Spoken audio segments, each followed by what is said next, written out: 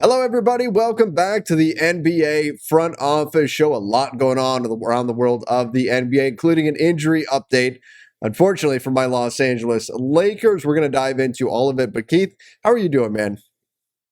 I'm good, man. Preseason's fully underway now. We got a U.S. men's national team soccer qualifier That's tonight right. against Jamaica. That's a big one.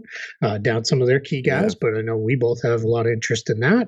Light preseason night tonight, so good night for us to watch a little bit of soccer too. that's right. I'll be flipping back and forth between that and then the football game. You've got the Rams and the Seahawks taking on each other, so that should be a lot of fun. I also, before we dive into everything, I had somebody in the comments on our last show mention, come on, Trevor, you've got to have a more neutral background. We've talked about this before, and I did order in a bunch of equipment. It arrived yesterday. My plan, okay, no promises, but my plan is to try to set that all up tonight. So hopefully by tomorrow, from then on, you'll be seeing a neutral background. Obviously, I use this background for Lakers Nation as well. So hopefully tomorrow, NBA front office will debut a more neutral background for anybody who didn't like seeing all the Lakers gear in the background right now. I think too. People keep saying we need to put some kind of bet on Celtics and Lakers Oh games, yeah. so maybe we can do something where the whoever's team wins needs to hang the other team's stuff behind them for a week of shows or something like But that. then that would assume We can that figure out that something. you or I have, like, I don't have any Celtic stuff. You don't have any Well, I can Lakers stuff, but send you some, I'm I suppose sure, we could figure something like that out. All right. and then you'll wear it when you're not on camera because I know where your true love lies. I don't We all love I green. don't even know if I have. No, wait, I do have one army green shirt. That's it. Otherwise, I think I stay I stay away from green. Anyway, Yeah, I don't own any purple and yellow, I so figured. so we're in the same level. I figured. All right, we're off the rails already. Let's get into the big story from last night. Trevor Ariza, ankle surgery. Now, it is just a cleanup, arthroscopic surgery, but he will miss 8 weeks. And it's not like 8 weeks and then boom, he's good.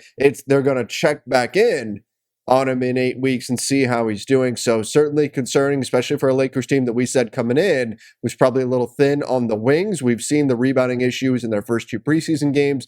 Not having those wings playing has been a big part of that. And now they'll have to do without Trevor Ariza for at least the first couple of months of the season. Yeah, especially big Yeah, wins is what they're probably most light on because Carmelo doesn't really fit that mold anymore. At least defensively, he's not going to be that guy. So it's kind of LeBron and then Taylor Horton Tucker is wings with any kind of size. Everybody else is really kind of guard sized. There, I do wonder, does this change the idea of playing AD at the five that's what I at was all? wondering. I mean, yeah, of course he's going to play the five, but is he going to be in there, starting games? Because you could probably get away with 5 to 8 minutes each half if you opened with Jordan or Howard there, and then you could move into those smaller lineups. But yeah, that's in. Does it change something as far as maybe a guy like Cameron Oliver makes the team out of camp that maybe wasn't going to? He'll still be on a non-guarantee, so you can still waive him and save some money later. But yeah, not having Ariza for roughly at this point, we're so close to the start of the season. It's probably two Yeah. months, really. Realistically, by the time he's ready to play, it's probably going to be closer to 10 weeks before he's ready to go. That's a pretty big loss. But this is again why the Lakers went out and signed a million guys so that they could withstand these kind of injuries. You just know when you're an older team, these kind of things crop up and maybe hit you a little bit harder than it might with if you're a much younger team. Sure. Yeah, absolutely. And with losing Ariza too, we could wind up seeing, say, a Dwight Howard or DeAndre Jordan move into the starting lineup then, and then you've got AD at the four because the Lakers have been getting crushed on the boards. Like, it hasn't even been close. And the Yeah, problem has been it's ugly. they've been running essentially one big and then four guards because that's all they've had. That's Yeah. all they've been able to do. And so, of course, they've been getting destroyed on the boards in their first two preseason games. So, how things play out from here for the rest of the preseason, I think will go a long way towards determining what their starting lineup looks like. They do still have an open roster spot, that 15th spot, where if they finally just said, you know what, we got to get somebody who's like 6'7", 6'8", who can defend a little bit on the wing, they could potentially go out there on the market and try to find somebody. I know everybody's probably screaming at their screens right now, sign James Ennis already, but that's maybe an option. I'm sure they'll give a few guys a look. Taylor Horton Tucker, maybe he slides into the starting five. We could see Chaundi Brown pick up the other two-way spot and then him get some run out there. But they are looking quickly pretty thin on the wings right now. Yeah, Kent Bazemore, I think, has to now step up and play a little bit more, but I think they're counting on him to be one of their better defensive guards. I'm not going too crazy over the rebounding stuff because Russ and LeBron aren't playing. So arguably the best rebounding small forward in the game and then the best rebounding point guard in the game. So I'm not going to go too nuts over that, but it is a sign if they're down a guy or two. It's probably there's going to be holes in the roster for sure. So yeah, I think overall this is rough for them, and it's tough too because that's now just that much less evaluation time that you have. Yeah, as you're kind of seeing how pieces fit because the sense is when you're a title contender, especially one that made this many changes to their roster, you're using the first couple months as what lineups fit. It's kind of extended preseason. And clearly, and this is not a criticism, they're not taking the preseason overly serious because why should they? So it's just, something now that Frank Vogel and his staff are going to have to work around and it becomes kind of all right, let's see how they mix and match these lineups, especially opening group moving forward. Yeah, and that's just it. We'll have to see how they adapt from here, and it's going to be up to the Lakers coaching staff to figure that out. But unfortunately, that's not the only injury that we've got to cover today. Man, Adam Silver, go into settings, turn off injuries. Rookie Jason Preston, foot surgery. He's going to miss a good chunk of the season as a result of this. He was a fun story and unfortunate. Hopefully he heals up and can get back quickly. Yeah, Clippers got him out of Ohio University at the draft. It was a draft night trade to acquire his rights. He probably wasn't going to play a lot for this team anyway. They've got a fairly decent guard depth on that team, but you never know. I mean, again, team that's a little bit older. They've got some guys, Reggie Jackson, Eric Bledsoe, who have had issues staying healthy in the past. He might have been able to work his way in there. So, but clearly that's not going to happen now. And then that increases the likelihood that they weren't highly likely to leave that 15th spot open now. But knowing that with Preston and Kawhi both out, you really can't do that. You really got to go in with another healthy guy, and then you're moving into your two-way guys. We're back to the two-way limits this year. It's not unlimited like it had been last season as they dealt with the COVID fallout. So we'll see where that goes long term. But just a little bit of a bummer for any time a rookie misses that valuable time early in their first year. Absolutely. So certainly unfortunate, and hopefully he does get better soon. But sounds like it's going to be a lengthy absence for him. Let's talk. We don't have anything for him. It's not like with Ben Simmons we've got the Simmons siren. There's nothing for Kyrie, nothing alliterative anyway for Kyrie. But Kyrie Irving not showing up on the Nets promo material for their home games. I think that's telling that perhaps the Nets are preparing to not have Kyrie in-house for home games. Telling and completely intentional maybe with that, but yeah, it's clear that they're at least somewhat preparing for that. Kevin O'Connor did a really good article for the Ringer that broke down a lot of stuff that's going on with the Nets. He had some good quotes in there where Sean Marks said, hey, right now that's Twitter stuff that people are buzzing about that with Kyrie, but it's not as much of a deal here for our team. Kevin Durant keeps saying things like he envisions Kyrie playing for the team, so that's a little that's odd wording. Right. You would hope that would be more than envisions, but yeah, it is tough to see where this goes. It's clearly just a messy situation. In other vaccine related news, it sounds like in LA for the Clippers and Lakers, we know what's going on in New York and in San Francisco, where it is home team players are limited. It sounds like the restrictions in LA are everybody, which we know Los Angeles has been kind of on the forefront of heavy Hmm. restrictions and things throughout the last couple of years with the pandemic. So I apologize. The puppy's in the background. He's thinking it's dinner time here. So I apologize for that. But it's yeah, it is. But with LA, it sounds like road team players who are unvaccinated may not be able to play either. So that's probably that becomes an interesting flip because Lakers and Clippers both said 100% Yes. is where they'll be. So there no real worries for them. But that could mean, these handful of guys the Players Association's projecting will be around a dozen players as they come in for road games, they may not be available. And that's something you have to then think through as an organization. How do you treat that? And, well, what does that look like? Especially if you're a Western Conference team that's going to have to play as many as 4 games in LA between the two markets there. So just something to keep an eye on. Well, with them as you kind of run through that one there, and then in Toronto, major penalties Oh, if an unvaccinated scary. player does anything but play in a game, essentially. So, $750,000 fine and up to 6 months in prison. So, pretty major penalties there in Toronto. Now, their restrictions allow folks to play. They did clear that for a long time with Canada, you weren't even allowed to cross Right. into the border if you were unvaccinated. That's obviously been addressed and cleared up, but you are allowed to come in with your team. But the only thing you can do is team related activities. So that would mean like travel to shoot around, probably a team meal. Which is generally going to be at the hotel, and then play in the game, and that's it. And that's tough because Toronto is one of the favorite stops for a Hmm. lot of players around the NBA. There's a pretty heavy nightlife and restaurant scene there that I know a lot of guys tend to really love and enjoy. So, but Toronto and the country of Canada and the province of Ontario trying to keep everybody as safe as they can, and that's going to be where it is. Well, so I mean, if we're thinking Kyrie Irving, that means I mean, on one hand, the LA thing, Merry Christmas, Kyrie, right? Like, I mean, that's Christmas Day, Yeah, good and so point. that's something to factor in right there. And then in Canada, I mean, look, Kyrie Irving leaves his hotel room, and I mean, the letter of the law, he could be imprisoned for 6 months.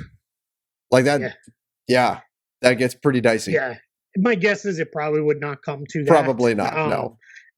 People would intervene probably with that one, but yeah, that's probably one where the reality is you just don't bring them. Yeah. If you're worried at all that that's going to be something that happens, you keep him home, or you trust that he'll hang out in his hotel room for the night or two that they're in Right. Toronto. Right. Let's move on though to some sunnier topics. Keith, the guy that you've been super high on for the last couple of weeks, he just keeps rising. Jordan Poole went berserk the other night in preseason, right after you said keep an eye on this guy. He's going to be good, and now he will be indeed starting with the Golden State Warriors. So certainly on the rise. If you got your fantasy draft coming up, but he's a guy to keep an eye on and maybe target as well. Yeah, absolutely, and that is the perfect example of a stopped clock is right twice a day. I hit on that one because it's pretty rare that I'm going to knock one of those in. But just to give people a little bit of perspective on Jordan Poole, he played a lot as a rookie. He played in 57 of I think the Warriors that year played about 66 games or so. If we remember, they were not part of the restart in the bubble because that was the injury ruined year, and he was pretty bad. He averaged 8.8 points per game, but 33% shooting from the field, 28% from three. Did not look very good, but played 22 minutes a night because well, there was nobody else for that team Yeah. for so much of the year. As a sophomore, in 19 minutes per game, so his playing time went down and he only started 7 times. He averaged 12 points per game on 43% from the field and 35% from three, and really showed to be someone that they could trust in games. He's got good size for the position. He's about 6'4" or so. So that really allows them to do a lot of things that they like because he can switch and do those things. So the Warriors have a pretty good player here. Now, placeholder. Steve Kerr was very clear about that. This is until Klay Thompson is fully ready to go.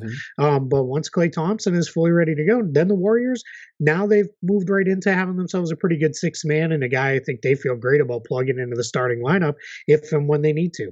Yeah, and it's a nice luxury for a team like the Warriors to have. If you can develop a guy over time, that's great. That's great, especially if you're a team that Yeah. their Warriors are hoping that once they get all their pieces healthy, they'll be right near the top of the Western Conference. And Jordan Poole can go a long way towards helping them get there. First of all, just kind of holding you over until Klay gets back. And then when Klay gets back, he gives you that boost off of the bench. So, credit to the Warriors for developing a player here. And Jordan Poole has Yep. a great opportunity in front of him.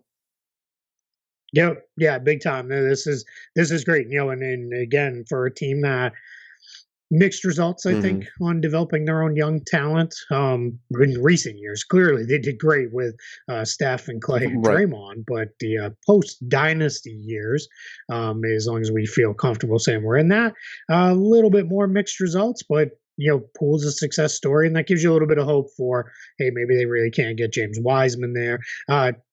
Rough injury news just came Uh-oh. out. Nick Friedel, Jonathan Kaminga Oh, no. tweaked his knee, and he's going to be out Oh, indefinitely for come now. on. He strained the patella tendon in his right knee. He'll be reevaluated in a week, is what it sounds like. So hopefully not too serious, but just Warriors, man, they can't get out of their way with these So injuries. reevaluated in a week. In theory, maybe he's that could put him on track to play opening night on the 19th. Yeah, it could. Um, Yeah. but still, that's a rough blow. He was so much fun in summer league too to watch. So impressive. I mean, physically, the burst, the power that he's got, a lot of fun. So hopefully he does heal up and he's okay for the start of the regular season. When you first said it, I thought it was going to be he's out weeks, if not months. So I'm a little relieved that it's just he's going to be reevaluated in a week, and fingers crossed that he can play opening night. Yep. Absolutely. We have a few little odds and ends to finish things up here with. Daquan Jeffries to the Hawks, and they're going to waive AJ Lawson in order to make the room there. Yeah, what's interesting is Jeffries is getting a partially guaranteed contract. So unclear if that means does he have somewhat of an inside track Mhm. on making the Warriors potentially. We'll see. We'll find out. Or The the Hawks. Warriors, the Hawks rather. Yeah. Sorry, I was reading something on my tweet deck.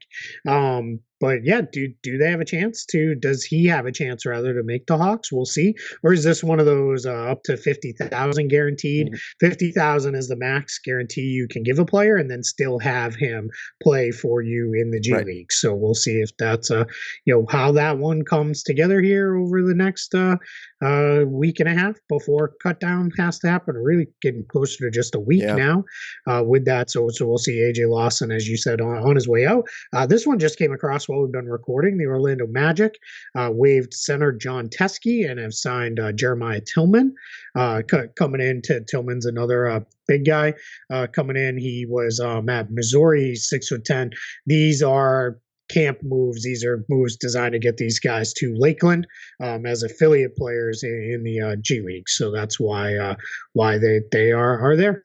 So expect more and more of these. Yep, that's what's heading our way for sure. It's that time of year. Last thing we need to get to: Sachin Gupta has the backing of the Wolves and Karl Anthony Towns in executing moves as the general manager. And this could matter because they're one of the teams that's in the hunt for Ben Simmons. So right now he's the interim GM. And he could wind up making a franchise altering move, which is not normally the type of thing you see entrusted to a guy with the interim tag. True. Yeah, absolutely. And that's going to be one that's going to be heavily Yeah, ownership absolutely. involved anyway, right? Because it's just the money that's involved, the commitment that's involved there with all that. So we'll see, where that one goes. But yeah, I mean, good for the Wolves to at least have that he's got the backing of the key people, right? Right. The first of all, the most important ones is the ownership group. If you're if you're leading the front office, it don't really matter much what who else thinks about you, but as long as the owners like you, you're good. But then, yeah, the coaches, that's important too. And then when your franchise player is happy with you running the show, that makes things much easier with that one. So yeah, that becomes very interesting there. One clarification point: it did come out this afternoon. The COVID vaccine mandate in Los Angeles has the same non-resident performer exemption in it that both New York City and San Francisco does. So it only applies to Lakers and Clippers, which means it doesn't really apply to anybody because those teams are good unless they, of course, were to trade for a player who is unvaccinated. It's again, as a reminder, I think the Clippers said at media day that they were 100% there, and I think the Lakers they said it as well. Was we will be there. With that. So so that's soapbox second here. Doesn't make a whole heck of a lot of sense how a road guy who's not that part just doesn't make a lot of sense, but that's at least consistent. So it is what it is, but we'll continue to monitor these things as they develop here over the coming weeks and months and see until this hopefully soon will not be a story anymore. Hopefully, but it sounds like it is indeed that Merry Christmas, Kyrie, and that he would be eligible to play. So there you go. And that's how, assuming the Nets will let him. Assuming the Nets let him. And that's how quickly all this stuff is changing.